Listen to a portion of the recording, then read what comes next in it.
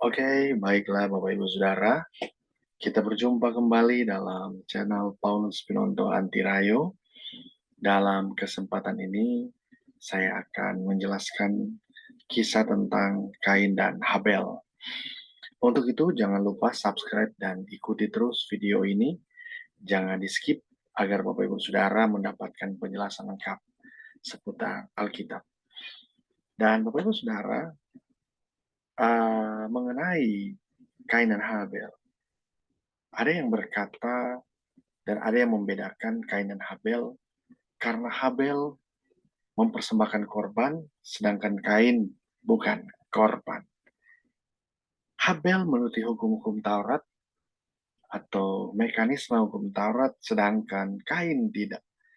Dan alasan-alasan lainnya. Bapak Ibu Saudara, mari kita temukan Alkitab kita temukan ayat itu di dalam ayat Alkitab.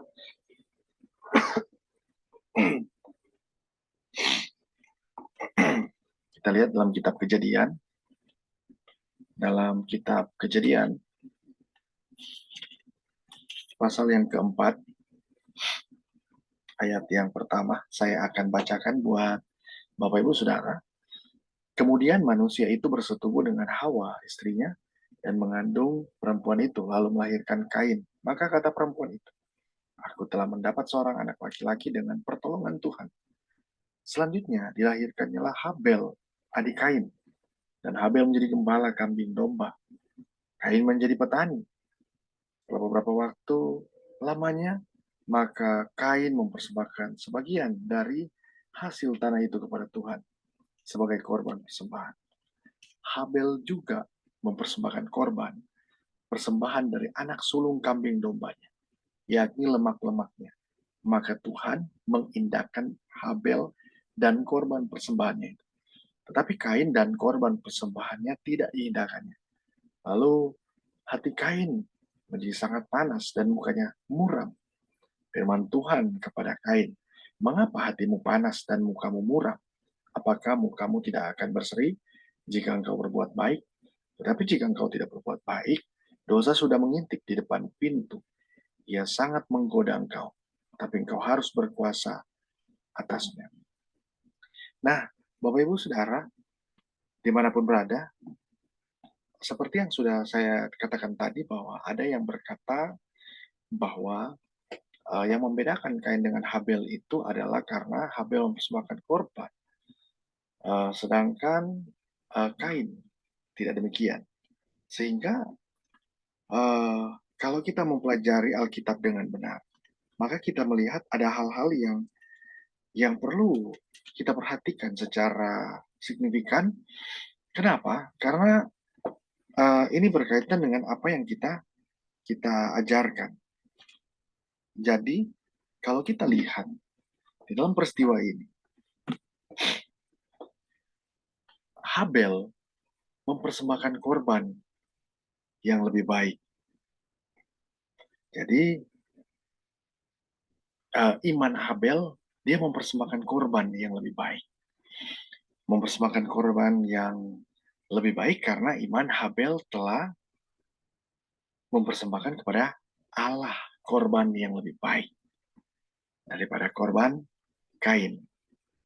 Sehingga begini, banyak orang berkata bahwa hanya korban Habel yang menjadi perbedaan antara korban atau antara pemberian daripada Kain. Maksud saya adalah pemberian dari Kain.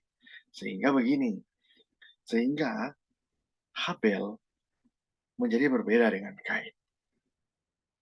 Hanya masalah objeknya yang berbeda, yaitu persembahan. Ya. Nah, di sini kita belajar bersama-sama bahwa begini, Alkitab mencatat dalam kitab Ibrani, kalau kita boleh lihat dalam kitab Ibrani pasal 11, dalam kitab Ibrani pasal 11,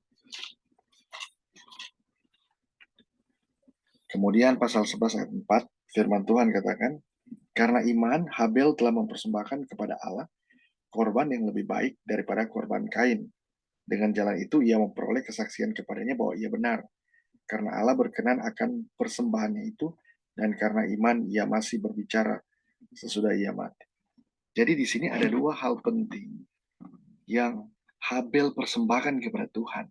Yang pertama secara objektif.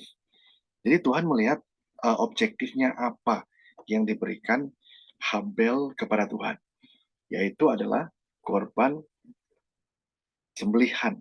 Yang kedua, di sini firman Tuhan katakan, karena iman Habel telah mempersembahkan kepada Allah korban yang lebih baik daripada korban Kain. Dengan jalan itu ia memperoleh kesaksian kepadanya bahwa ia benar. Yang kedua adalah subjek, dirinya sendiri. Jadi jangan kita berpikir bahwa persembahan kita itu cukup kita berikan kepada Tuhan, lalu kemudian kitanya nggak benar gitu. Nah, jadi kedua-duanya ini sangat ya sangat diperlukan.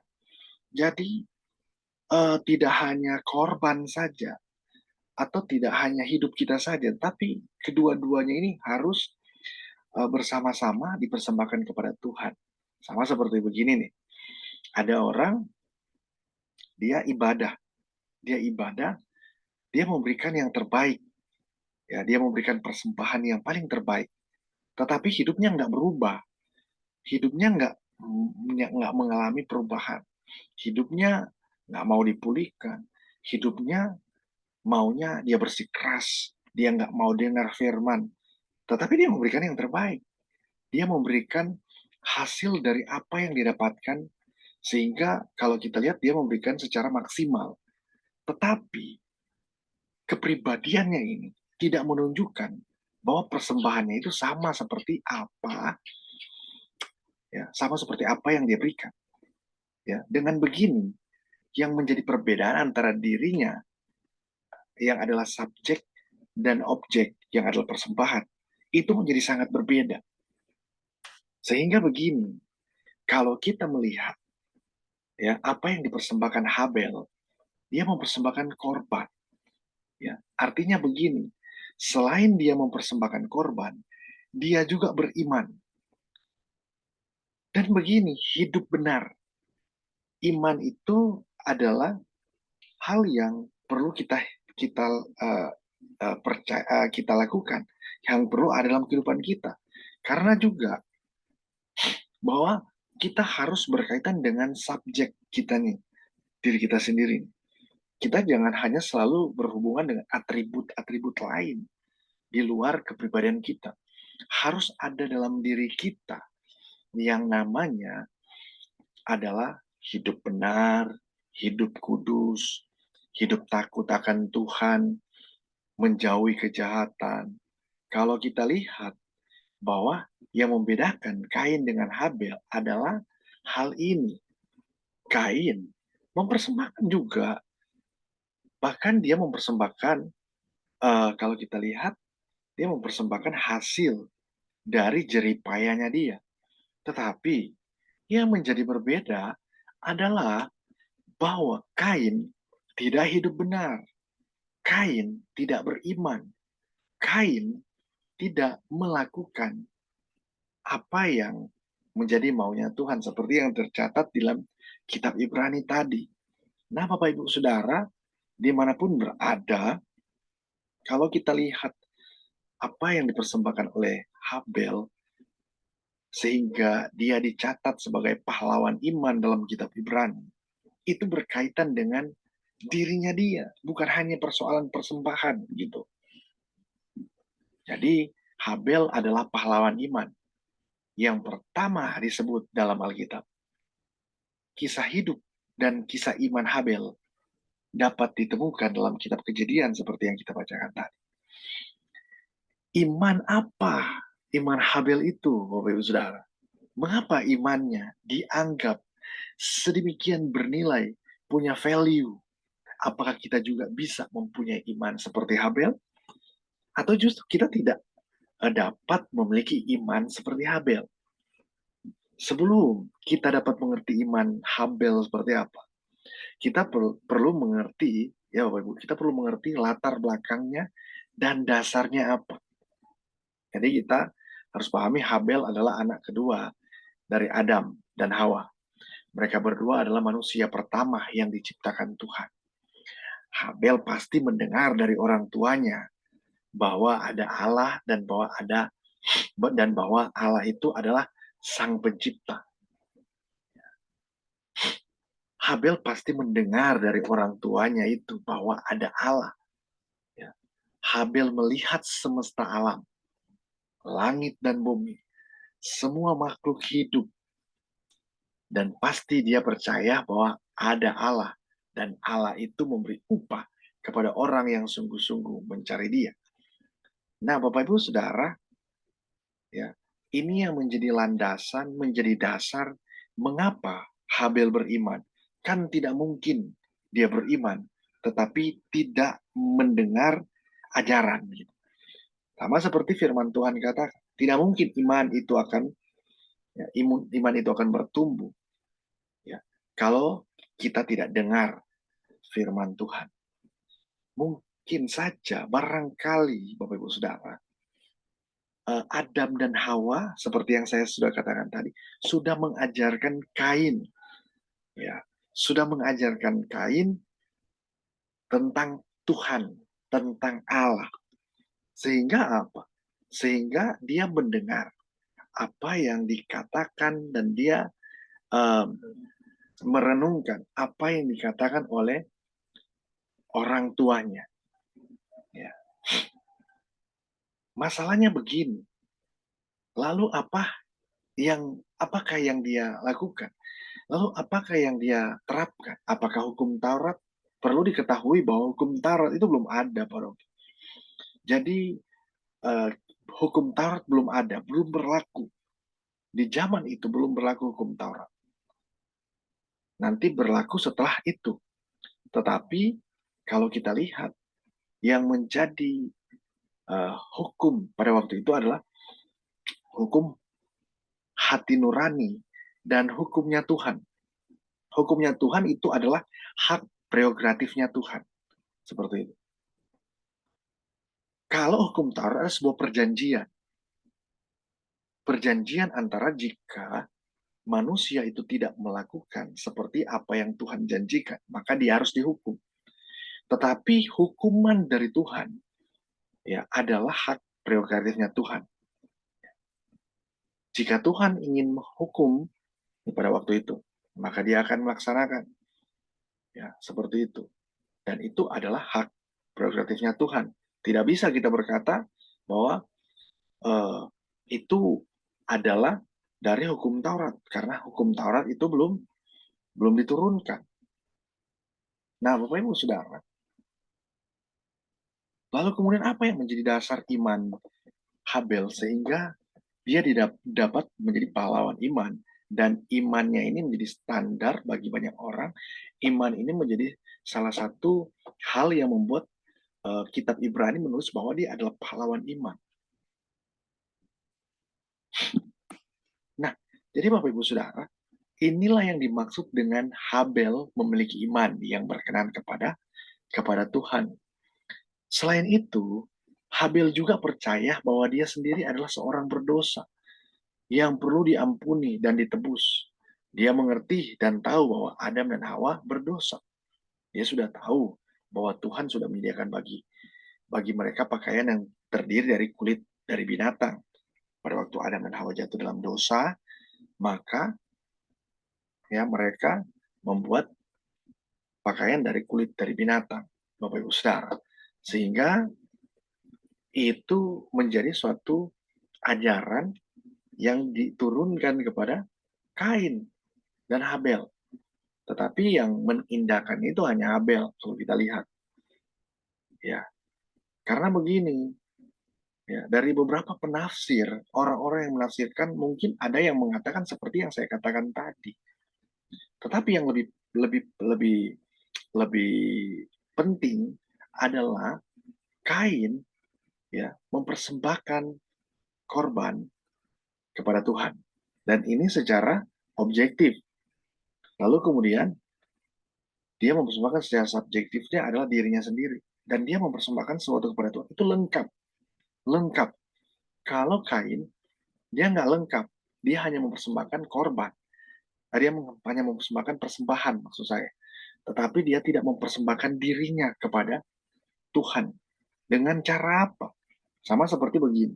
Sama seperti kisah tentang uh, kisah tentang Esau, ya, Yakub dan Esau seperti itu. Kalau kita lihat, memang hak prerogatifnya Tuhan memilih, ya. Jadi karena Tuhan itu punya God choice gitu, ya, adalah pilihan Tuhan. Tetapi masalahnya begini, gitu. Apa yang uh, dilakukan oleh kedua subjek ini, oleh uh, Esau dan Yakub. Nah, orang-orang berkata bahwa yang membuat Esau tidak lagi menjadi yang sulung itu karena apa? Karena dia mempersembahkan atau karena dia meminta kacang merah kepada Yakub. Yang kemudian ada juga yang berkata bahwa uh, yang membuat Esau kehilangan hak kesulungan adalah karena itu adalah pemilihan Tuhan sejak ilahi kepada Yakub. Tentu kita perlu renungkan kembali, kita perlu pikirkan kembali dengan matang seperti apa sih gitu. Hal-hal ini yang perlu kita pikirkan dengan baik. Nah, Bapak Ibu Saudara, seperti yang saya sudah katakan tadi, 2 poin penting adalah bahwa kita harus memberikan secara objektif apa yang kita miliki, dan kemudian secara subjektif yang adalah diri kita, ya, ourself, myself. Kita berikan diri kita sendiri kepada Tuhan. Ya. Kalau kita melihat juga dalam hal-hal di mana Habel mempersembahkan korban, ini juga mengindikasi bahwa Habel tahu betul apa yang dipersembahkan kepada Tuhan. Kenapa Habel tidak mempersembahkan seperti yang dipersembahkan oleh Kain? Ya, bisa saja kan dia mempersembahkan seperti yang dipersembahkan oleh Kain gitu. Bisa. Tetapi kenapa? Karena dia sudah menerima ajaran. Ya, tentu dong. Ya, tentu dong. Orang tua kita, ya bahkan ketika Adam dan Hawa jatuh dalam dosa kan tentu Tuhan sudah memberikan suatu ajaran kepada mereka. Ya, karena begini, apa yang Tuhan ungkapkan, ya, itu adalah sebuah ajaran. Ada sebuah pengajaran, adalah sebuah ungkapan agar supaya Adam dan Hawa ini melakukan apa yang dikatakan oleh Tuhan. Seperti itu. Sehingga ketika Adam dan Hawa tahu bahwa mereka menerima uh, pengajaran dari Tuhan, mereka perlu dong ajarkan kepada anak-anak mereka sehingga mereka um, tidak jatuh kembali seperti yang dialami oleh Adam dan Hawa. Tentu dong seperti itu. Itu uh, secara apa ya? Uh, secara koheren seperti itu ya. Nah, kita juga harus bisa melihat begini bahwa Tuhan tahu bahwa binatang itu harus disembelih dan darahnya harus dicurahkan. Bagaimana mungkin Habel tahu persis mempersembahkan binatang, lalu kemudian mencurahkan darah? Pastikan Habel itu ngerti apa yang harus dipersembahkan kepada Tuhan. Ya berarti dia mendengar betul apa yang diucapkan mungkin orang tuanya, Adam dan Hawa, seperti itu. Ya karena ada juga yang berpendapat bahwa oh uh, bukan karena alasannya bukan karena Habel mempersembahkan korban lalu kemudian ada darah di sana, ada nyawa di sana. Bukan seperti itu. Nah, tapi kalau kita lihat lebih lagi ya, ternyata ada indikasi-indikasi ke sana, ya. Dan juga kalau kita lihat dengan korban itulah Adam dan Hawa menerima ya penutupan ketelanjangan mereka pada waktu itu. Karena ketika mereka melihat ya, ketika mereka dalam dosa, mereka melihat mereka telanjang dan mereka malu dan mereka takut bertemu dengan Tuhan. Hal itu menjadi pelajaran dari Tuhan bagi manusia. Ya, dari Tuhan bagi manusia. Menunjukkan dan menjadi sebuah bayangan, ya, tipologi atau antitipe yang kemudian itu terjadi, antitipe yang kemudian kita tahu bahwa Kristus akan menebus manusia. Bagaimana hanya Tuhan sendirilah yang dapat menyelamatkan manusia. Itu adalah sebuah gambaran bahwa hanya Tuhan sendiri yang dapat menyelamatkan manusia. Bahwa dosa tidak bisa ditutupi oleh daun atau pohon ara, atau maksud saya oleh daun dari pohon ara yang rapuh dan hanya sementara saja. Ya, kalau kita nih Adam dan Hawa nih mencoba menutupi dengan apa namanya, dengan daun-daunan tubuh mereka, itu pasti akan rapuh dan itu hanya bersifat temporer dan itu mungkin hanya beberapa tahun dia akan bertahan seperti itu.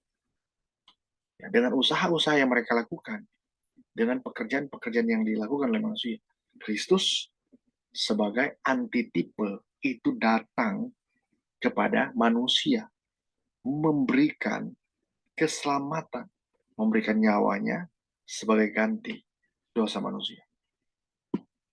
Dosa nih Bapak Ibu Saudara hanya bisa ditutupi oleh korban, yaitu oleh darah yang dicurahkan. Itulah dasar iman Habel. Sehingga kitab Ibrani mengkorelasikan, menghubungkan dia sebagai pahlawan. Ya. Kalau kita lihat, ini secara terperinci juga yang diberikan oleh Habel. Bahwa iman Habel mempersembahkan korban. Habel juga mempersembahkan korban persembahan dari anak sulung, kambing dombanya. Nah, pertanyaan saya begini, bagaimana dia tahu? Nih, dia persembahkan binatang nih. Ya. Kemudian dia mempersembahkan dari anak sulung, kambing dombanya. Ini kan adalah sebuah tipologi. Lalu kemudian menjadi antitipe. Sehingga kita tidak langsung berpikir dan langsung bilang begini bahwa wah, orang yang mempercayai bahwa Habel ya mempersembahkan kambing domba, maksudnya mempersembahkan hewan, dan Kain tidak mempersembahkan hewan, dan itu bukan menjadi suatu kesalahan.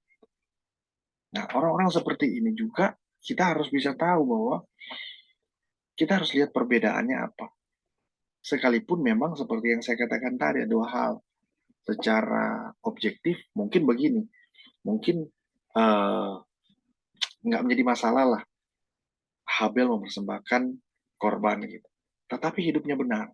Tetapi kalau nggak lengkap, gitu. Kalau nggak lengkap kan sama begini. Kristus itu harus lengkap.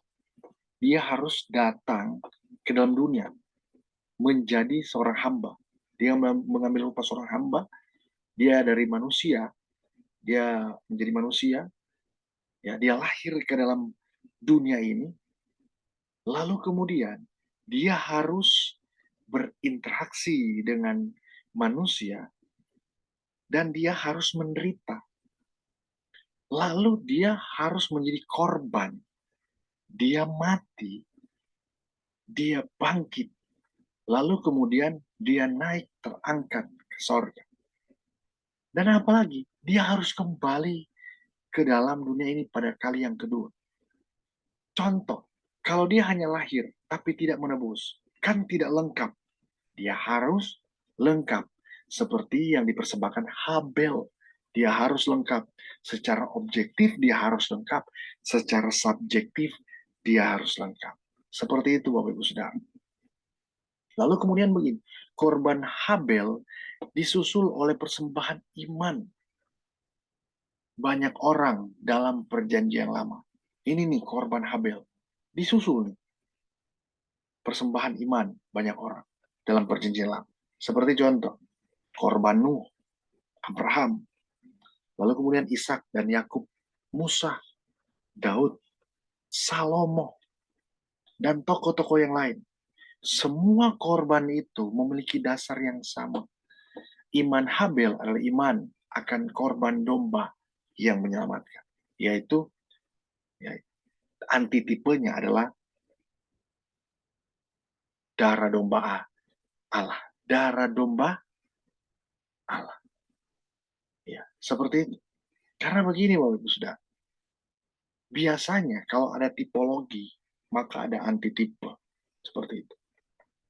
Cuman mungkin saya perlu jelaskan kepada Bapak Ibu Saudara, agar supaya ini jadi bahan perenungan bagi kita semua. Karena pengalaman Adam dan Hawa nih, contoh. Pengalaman Adam dan Hawa. Habel pasti sudah mengerti dua prinsip ini, Bapak Ibu Saudara. Pasti. Yaitu bahwa penebusan adalah berdasarkan perbuatan. Penebusan berdasarkan perbuatan dan karya Allah, bukan karya manusia. Dan bahwa penebusan juga berdasarkan korban binatang dengan darah yang tercurah. Karena itu, korban yang dibawa Habel kepada Tuhan bukanlah hasil usaha dirinya, tetapi seekor binatang dari kawanan dombanya yang ada pada waktu itu. Korban Habel memiliki dasar. Dasar itulah firman Tuhan. Walaupun Kejadian pasal 1 sampai 3 belum ditulis seperti itu. Secara tersirat, itu dapat menjelaskan hal demikian. Kebenaran itu tentu ditulis dalam hati kedua orang tuanya, yaitu Adam dan Hawa. Kebenaran itu nih, ya, pasti mereka miliki, pasti mereka sudah dapatkan, pasti mereka tahu. Karena pada waktu itu, tiap kali pada waktu itu mereka tahu mempersembahkan korban. Ya, seperti itu. Sesungguhnya juga kita perlu tahu bahwa iman akan Mesias yang akan datang. Itulah sebabnya itu menjadi sebuah gambaran. Dan ini punya nilai. Ya. Tanpa memiliki iman, seperti Habel, tidak ada korban. Tidak ada korban yang lebih baik daripada korban yang dia berikan. Dan tidak ada seorang pun yang dapat diselamatkan tanpa memiliki iman, seperti Habel. Korban Habel adalah gambaran pengorbanan anak domba Allah, seperti yang saya sudah jelaskan tadi. Korban Habel adalah gambaran korban Yesus di Golgota. Kelak. Ya. Dan disitulah hampir 2000 tahun yang lalu dipersembahkan korban yang sempurna, yaitu anak Allah, anak domba yang dipilih, disembelih sebelum dunia dijadikan. Dalam 1 Petrus pasal 1 ayat 19 seperti itu. Demikian korban Habel berkenan kepada Tuhan. Karena itulah sebagian dari rencana Tuhan. Dengan Yesus sebagai anak domba yang dipilih, bahkan sejak sebelum dunia dijadikan, sudah direncanakan untuk menjadi korban satu-satunya sekali untuk selamanya. Iman Habel, Bapak Ibu Saudara, dia rendah hati. Ya. Dia iringi dengan kerendahan hati. Ya, kalau kita mempelajari iman Habel, ya tidak terlepas dari mempelajari sosok kakaknya, yaitu Kain. Kain adalah manusia pertama yang lahir melalui proses reproduksi biologis manusiawi. Ketika melahirkan Kain, ibunya Hawa berkata, yaitu Hawa berkata begini. Firman Tuhan di dalam kitab Kejadian pasal 1. Firman Tuhan berkata begini. Kemudian manusia itu bersetubuh dengan Hawa, istrinya, dan mengandunglah perempuan itu, lalu melahirkan Kain. Maka kata perempuan itu, aku telah mendapat seorang anak laki-laki dengan pertolongan Tuhan. Nah, Bapak Ibu Saudara, makna kata nama Kain adalah terdapat atau milik. Sedangkan makna kata Habel adalah napas atau kesia-siaan. Jelaslah, kedua anak itu berbeda sejak lahir. Yang satu Kain adalah terdapat atau milik. Suatu kebanggaan dong. Lalu kemudian adiknya Habel adalah kesia-siaan. Nah, Bapak Ibu Saudara, ini adalah sebuah indikator yang membuat yang membuat Habel, maksud saya, dan Kain itu menjadi berbeda. Nih Bapak Ibu Saudara, bisa jadi sang kakak nih sejak kecil menyadari perbedaan takdir, ya, dan bangga serta sombong akan dirinya. Sedangkan adiknya rendah hati dan biasa terhina. Ini kalau kita berpikir ya, kalau kita membangun empiris ya cara berpikir kita, lalu kemudian kita beretorika nih, kita bisa berpikir ya, merenung dan bertanya-tanya. Ya, karena bisa jadi begini, sang kakak sejak kecil menyadari, ini dia menyadari bahwa takdir ini sangat dia pahami dan adalah sebuah kebanggaan bagi dia ketika dia menyadari dirinya seperti apa. Sedangkan adiknya rendah hati dan biasa terhina. Apa hubungannya dengan semua ini dengan iman? Iman berasal dari ya dan juga menghasilkan kerendahan hati. Iman berdasarkan ya, dari hasil atau menghasilkan kerendahan hati. Itu iman. Dari hasil nih, dari hasil. Lalu menghasilkan dari iman, maksud saya dia menghasilkan kerendahan hati. Jika demikian, apakah dasarnya untuk bermegah? Nggak ada untuk bermegah. Nggak ada untuk bermegah. Tidak ada. Karena berdasarkan apa? Berdasarkan perbuatan. Melainkan berdasarkan iman.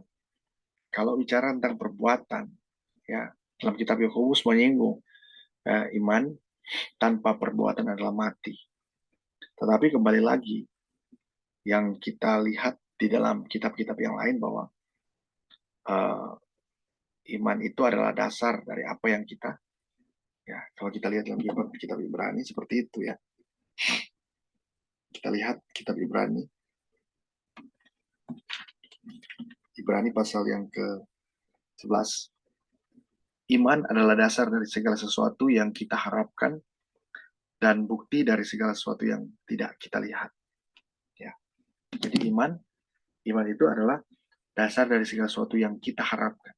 Kita masih berharap dengan pengharapan yang kita bangun dan bukti dari segala sesuatu yang tidak kita lihat.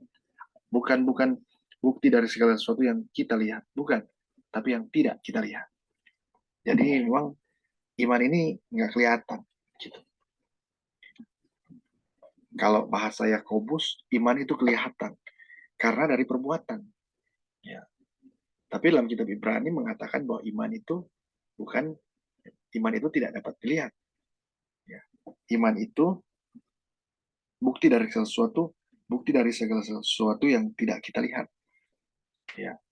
Kalau Yakobus kan, ya bukti dari segala sesuatu yang kita lakukan. Gitu. Tapi kalau Ibrani, bukti dari segala sesuatu yang tidak kita lihat. Kita nggak lihat, tapi kita sudah beriman. Gitu. Ada kan yang berpikir bahwa iman itu adalah perbuatan. Iman tambah perbuatan sama dengan ya menghasilkan ketekunan gitu. Tetapi dalam sisi yang lain kita bisa lihat iman ya tanpa perbuatan sama dengan bisa saja Kristus di sana. Kenapa? Karena semua adalah anugerah Tuhan. Semua karena kasih setia Tuhan. Tetapi dalam setiap perjalanan kita step by step, kita juga dapat merenungkan bahwa kalaupun kita beriman dengan perbuatan, itu sah-sah saja. Gitu. Itu perlu juga. Nah, Bapak Ibu Saudara, kita juga dapat melihat dengan cara pandang kita. Seperti apa? Seperti kalau kita melihat kisah tentang Kain dan Habel ini sangat menarik bagi kita. Ya, karena kalau kita lihat ayat selanjutnya, maka Kain ini hatinya panas, gitu. Muka muram. Ini berdampak pada kepribadiannya dia. Ketika dia membenci saudaranya, yaitu Habel, maka itu akan berdampak pada dirinya dia. Dia berdampak pada perbuatannya dia. Yang pertama, ya berdampak pada karakternya dia, sikapnya seperti apa gitu. Lalu kemudian itu menghasilkan perbuatan jahat seperti itu. Habel tidak berbuat jahat kepada Kain, tapi Kain ketika mukanya muram atau hatinya panas, dia langsung bereaksi. Firman Tuhan katakan demikian ya. Firman Tuhan katakan begini. Firman Tuhan dia berkata bahwa apakah mukamu tidak akan berseri jika engkau berbuat baik, tetapi jika engkau tidak berbuat baik, dosa sudah mengintip di depan pintu. Dia sangat menggoda engkau, tapi engkau harus berkuasa atasnya. Kenapa Alkitab mencatat seperti ini? Karena hati Kain ini menjadi sangat panas dan mukanya muram. Hati kalau sudah panas, itu akan menghasilkan muka yang muram. Ya, dia menundukkan kepalanya, ya, tanda dia sedang muram. Lalu, Bapak Ibu Saudara, dia dapat menghasilkan kejahatan-kejahatan selanjutnya. Dari kejahatan yang satu, dia menghasilkan kejahatan yang lain. Hanya karena apa? Hanya karena iri. Nah, Bapak Ibu Saudara, kalau kita lihat yang menjadi penyebab kenapa Kain menjadi panas, hati menjadi panas, karena dia melihat Habel diindahkan oleh Tuhan, diterima oleh Tuhan, sedangkan dia tidak. Ya. Tetapi di sini kalau kita lihat, dia langsung bereaksi, dia langsung membunuh Kain yang adalah saudaranya dia. Ini yang perlu kita perhatikan, bahwa Kain itu tidak mempersembahkan korban dengan benar. Ya. Kalau kita lihat, dia kan di ayat-ayat sebelumnya, dia tidak memberikan sepenuhnya, ya, hanya sebagian saja, hanya sebagian hasil saja. Tetapi Habel, yang saya sudah katakan, atributnya dia berikan kepada Tuhan. Hidupnya dia berikan kepada Tuhan. Berbeda dengan Kain. Kain tidak pernah tercatat bahwa tidak pernah tercatat dalam perjanjian lama, perjanjian baru, bahwa dia menjadi pahlawan iman. Seperti itu. Kalau kita lihat dalam kitab Ibrani kan yang menjadi pahlawan iman adalah Habel. Yang menjadi pahlawan iman adalah Habel. Kain tidak tercatat. Jika Kain pahlawan iman, maka dia tercatat dong. Dia akan tertulis namanya dalam kitab Ibrani seperti itu. Kenapa tidak tertulis? Sekalipun memang setelah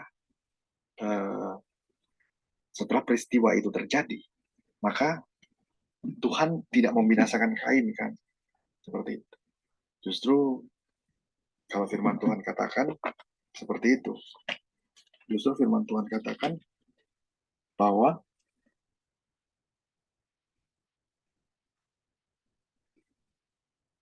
firman Tuhan katakan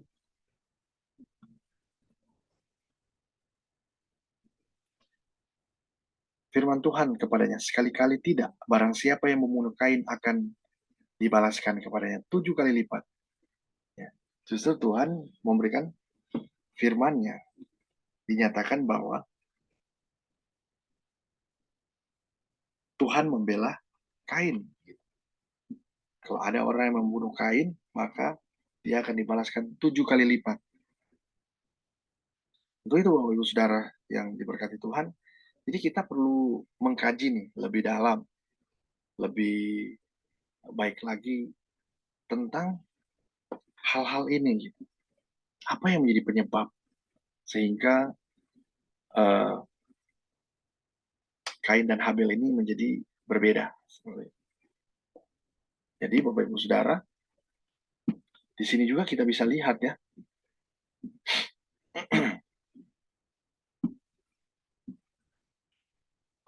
kita bisa lihat bahwa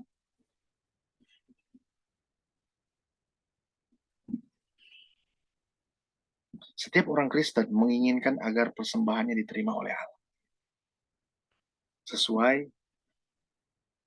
ya dengan apa yang diberikan Habel kepada Tuhan. Ya. Memberikan persembahan di dalam sebuah ibadah. Seorang pelayan akan diminta untuk menaikkan doa, persembahan untuk meminta Allah berkenan menerima persembahan yang sudah dikumpulkan. Karena itu, perlu bagi kita untuk merenungkan kisah Kain dan Habel. Mengapa Allah mengindahkan persembahan Habel, tetapi menolak persembahan Kain?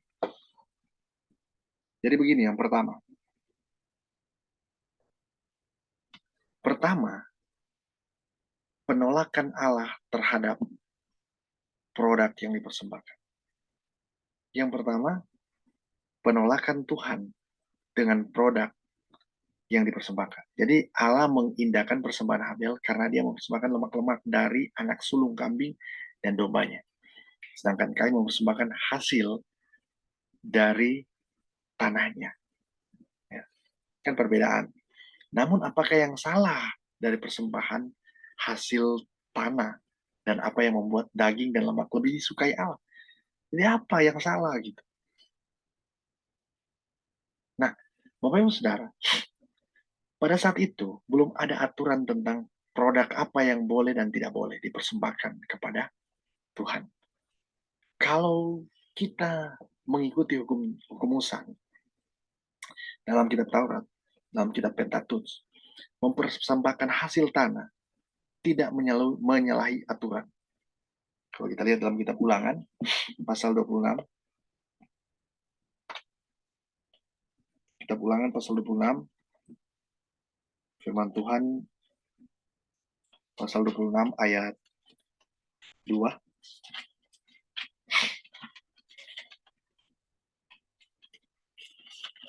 Ya, 26 ayat 2. Firman Tuhan katakan begini. Maka haruslah engkau membawa hasil pertama dari bumi yang telah kau kumpulkan dari tanahmu yang diberikan kepadamu oleh Tuhan Allahmu, dan haruslah engkau menaruhnya dalam bakul, kemudian pergi ke tempat yang akan dipilih Tuhan Allahmu untuk membuat namanya diam di sana. Jadi nggak ada yang salah mempersembahkan tanah. Nggak ada yang salah. Karena hukum Taurat sangat mendukung mempersembahkan hasil tanah seperti itu. Dan persembahan yang diberikan Kain tentu berkenan dong kepada Tuhan gitu. Karena Alkitab mencatat seperti itu. Nah, apakah karena Habel mempersembahkan yang sulung? Nah, jadi ini kita evaluasi ya, apa yang saya ucapkan dari awal tadi kita evaluasi kembali. Ya, apakah karena Habel mempersembahkan yang sulung, sedangkan Kain tidak? Gitu. Namun Alkitab tidak mengatakan demikian. Jikalau penulis kitab Kejadian, ya, penulis kitab Kejadian mau menekankan itu, tentunya akan ada kalimat ya. Tetapi Kain tidak mempersembahkan hasil pertamanya. Akan ada kalimat seperti itu. Apakah karena Habel memberikan persembahan dengan kualitas terbaik, lemak-lemak gitu.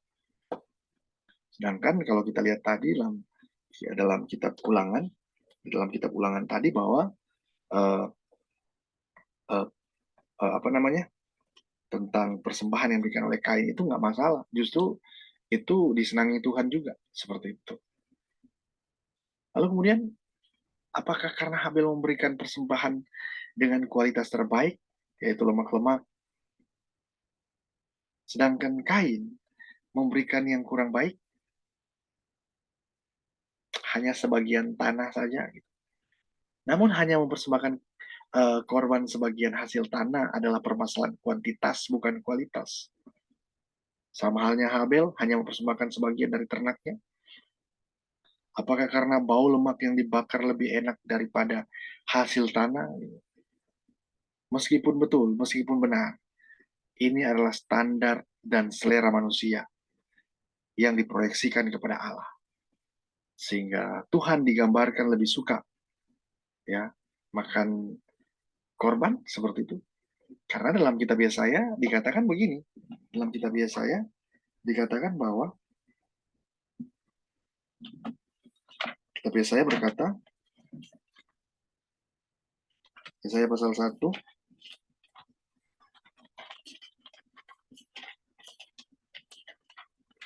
kitab Yesaya, ya, Yesaya pasal 1, ini firman Tuhan berkata,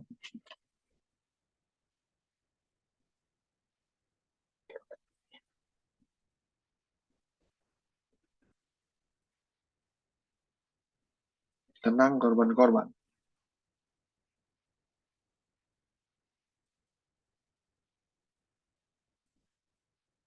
Iya, jadi nggak ada kaitan, tidak ada kaitan dengan korban. Firman Tuhan ayat 11, dia berkata begini, dalam Yesaya pasal 1, ayat 11, untuk apa itu korbanmu yang banyak-banyak? Firman Tuhan, aku sudah jemu karena korban-korban bakaran berupa domba jantan, dan akan lemak dari anak lembu gemukan. Darah lembu jantan dan domba-domba dan kambing jantan tidak kusukai. Bagaimana dengan ini? Nah, kalau kita lihat masalah persembahan atau korban, tidak demikian. Tetapi kalau kita renungkan, kita lihat kembali, yang saya sudah katakan tadi bahwa ada dua hal, secara objektifnya dan secara subjek. Ya, mungkin persembahan dari Kain ini berkenan, ya, dari hasil yang dia berikan, hasil tanah dia berikan. Tetapi persoalannya, Kain tidak beriman, bahkan dia tidak tercatat sebagai pahlawan iman, seperti di dalam kitab Ibrani. Lalu kemudian yang berikutnya adalah persembahan yang diindahkan atau tidak, itu lebih disebabkan oleh si pemberi persembahan daripada objek persembahan itu sendiri. Ya. Jadi begini, dalam ayat 13, ya, saya pasal 1 ayat 13, jangan lagi membawa persembahanmu yang tidak sungguh, sebab baunya adalah kejian bagiku. Kalau kamu merayakan bulan baru dan sabat, atau mengadakan pertemuan-pertemuan, aku tidak tahan melihatnya, karena perayaanmu itu penuh kejahatan. Jadi di sini Tuhan merasa jijik dengan persembahan orang Israel. Karena sambil mereka memberikan persembahan, sambil mereka melakukan kejahatan dan ketidakadilan. Dari luar mereka tampak seperti orang yang berbakti, melaksanakan ibadah, penyembahan, tetapi hati mereka tidak menyembah Tuhan. Jika dikaitkan dengan analogi, ya, buah dan pohon, ya, Tuhan tidak mau memakan buah dari pohon yang berpenyakit, semenarik apapun buahnya. Demikian juga dengan kisah Kain. Persembahannya tidak diterima Tuhan karena hatinya penuh dengki dan iri hati. Itulah yang membuatnya, ya, memilih untuk membunuh adiknya daripada mengintrospeksi diri setelah persembahannya tidak diterima oleh Allah. Biasanya nih kita, ya, seperti itu. Kita lihat persembahan orang lain yang lebih, ya, kita malah iri, malah kita dengki, dan kejahatanlah yang kita lakukan. Jadi begini Bapak Ibu Saudara, mari kita perlu renungkan, ya, firman Tuhan ini sehingga menjadi berkat bagi banyak orang. Untuk itu nanti saya akan membahas kembali kisah-kisah selanjutnya dan kisah-kisah dalam Alkitab, dan kita akan melihat kembali sambil kita belajar bersama, dan dan semoga Bapak Ibu Saudara bisa diberkati melalui video ini, dan selamat kita berjumpa kembali. Selamat malam.